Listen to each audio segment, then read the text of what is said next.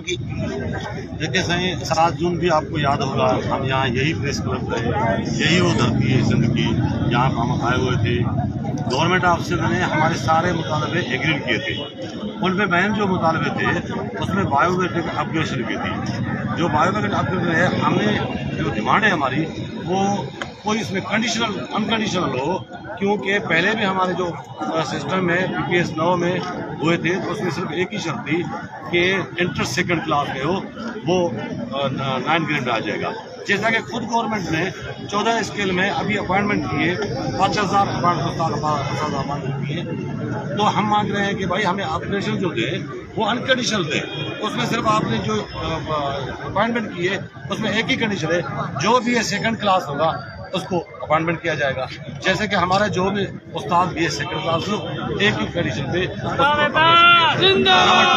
जैसा कि आपको पता है भाई, ये जो बायोमेट्रिक है, ये जो करप्शन के